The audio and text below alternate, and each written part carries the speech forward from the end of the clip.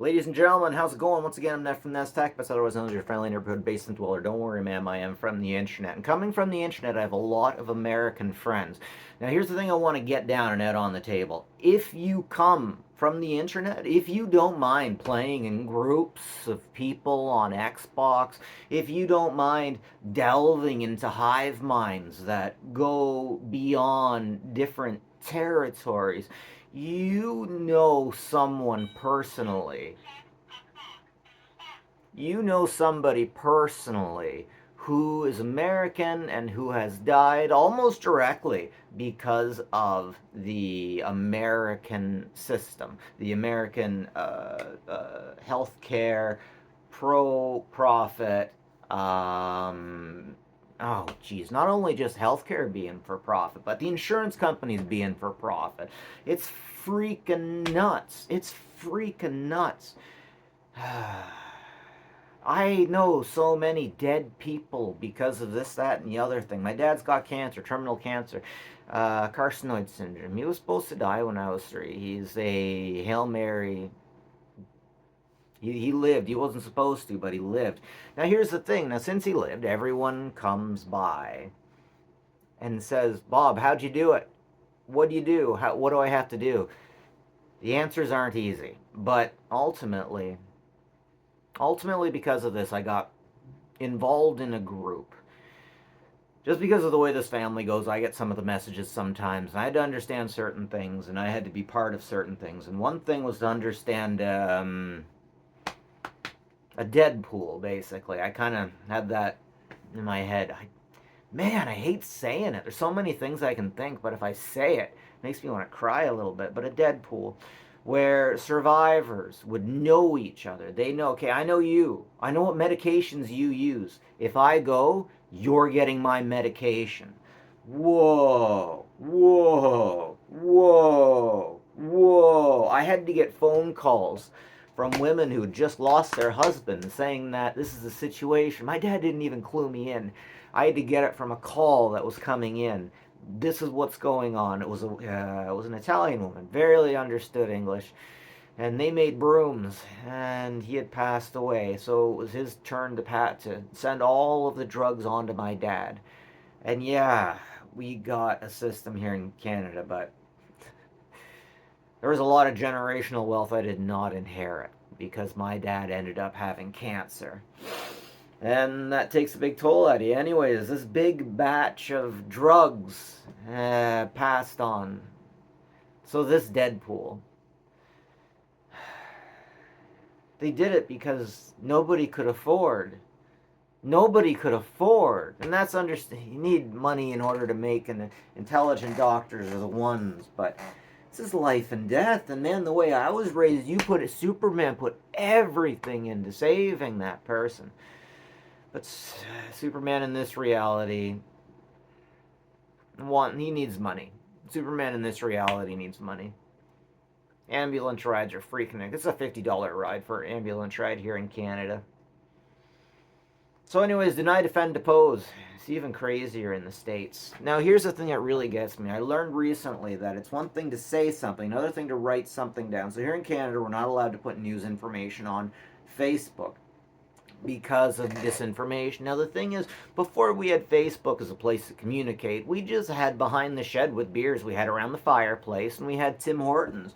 Now, these places couldn't be regulated. They wouldn't be regulated. We had our rights to come here and discuss this stuff. But should we go to a Facebook now? Should we go to a place where things are written down? Everything becomes completely different. This place where things are written down becomes reality. I was used to the internet not being reality, and the people I knew on the internet not being real, apparently. They weren't real people. They weren't real friends. And now we're in this time when everything on the internet is so real that the government has to shut you down. Oh no. Oh, the government has shut down the little, like, let's say you had that group around the fireplace. Let's say you had that group in Tim Hortons, behind the shed. You're regulated now because you wrote it down. I got written up a few times for a few things that I wrote that everybody knew. But if you wrote it down, it was different. You could say it, to fucking anybody. But if you wrote it down in an email, you got written up for it. If you wrote it down in an email, you got written up for it. Guys, nobody cares about the working class anymore. We were allowed to write things down about not liking the working class, and that's fine. We will not have an issue with that. We won't have an issue, and if we do have an issue, usually the people at the top get all the power. And it's just unfortunate. So now we have a situation where we have so many dead Americans. The healthcare system in America is atrocious. The people at the top in America have no idea what's going on at the bottom. And they're worse than they've ever been before. The Biden administration, not only does he have no idea what's going on, like, okay, so in his idea, he thinks everything's doing great. In America, everything is doing great for the rich, but the rich are the only people talking to Biden. Or the people at the top on the left. Like, I think Trump knows a little bit more of what's going down. I'm not saying I like Trump, but I'm saying that I think, well, I mean, when you live in New York, you all got to step over the same body. If you live in New York, if you're a New Yorker, you know that term, stepping over a body to do this, that, or the other thing. When I started dating chicks from London, I found the same thing. Man, we got in a car accident. There was a car accident, and she just drove right through because we had the ability. It was going to take about an extra half hour to drive around. No, everyone was okay. There was just some plastic on the ground. Just drive through. Psh. That's what Donald Trump came from. Now, being from New York, he actually had to go down a lot of the same streets and at least see the same shit that everybody else did. Yeah, I'm sure he has a compound here, there, and everywhere, but I don't think Barack Obama or JFK had to spend as much time in the city fighting with city people like Trump did. But it's just so sad how the people ruling the states are so disconnected from reality. And the way that the internet has become reality. It shouldn't be this way. We really need to go back to the way things were before. I am unbelievably disappointed with Twitter or X becoming the place. I am unbelievably disappointed with Biden writing down that he was not going to run again over Twitter next before he even talked to any of his people. Like, he's in his own world. People running these places are in their own bubbles. And that's disappointing because the people at the bottom are going to suffer. And you don't know how bad it is if you were set up before COVID and at the end of it, if you were set up after COVID. If you had to return to zero, basically, like right after high school, you would see a hell that exists right now. Now, the ruling class doesn't know anything about it. The CEOs don't know anything about. And we need to change that. We need to make sure that they know the suffering going on and that they are held responsible for it. No blood, no human suffering. We can do this with guilt. Catholics and the Irish did a lot with guilt and with guilt and guilt and guilt. I think we can guilt these guys. We definitely need to talk to our ruling class about nerfing some of this stuff.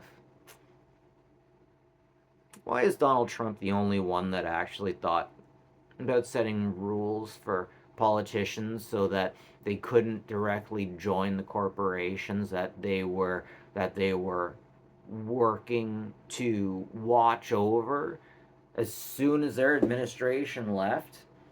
Wow. I'll probably never own a house unless it's given to me at this point, though I live in Canada where there's so much space. That just blows me away. It just blows me away. The level of greed that we have now that is running unchecked because the people running the place just want to have all of their money. I mean, if you look at everyone in Trudeau's cabinet, like his Minister of Housing, Mark Miller, I'm not supposed to know these names. I never know any of these names. Was one of his friends from high school. There's two others that were his like lifelong friends that were in his wedding photos. There should legitimately be a law that you can't hire people to work in politics if they're in your wedding pictures. Yes, it's important. Yes, it's meaningful. Because if you look at how these power structures go with family and friends, there's a lot of nepotism. And there's a lot of factories and places where we'll all go to work, and we know unless someone vouches for you, you ain't getting a job there. Unless you have family, you ain't getting a job there. It's so bad in these small communities. There are flat out rules that you can't get a job in a place if a relative works there. Legitimately, that's like, let's stop acting like everyone's really all good all the time. We're not all good all the time. 50% of the time, we're shitty. And by having positive views of everything, the shitty people are just going to get more powerful. And if we don't say something about it, then the CEOs are just going to make more money while the middle class just keeps dying. We need to have an unreasonable conversation. Don't go capping people. Anyways, that's it for me. That's my talk for the day. Have a good one, folks. Take care of each other. We'll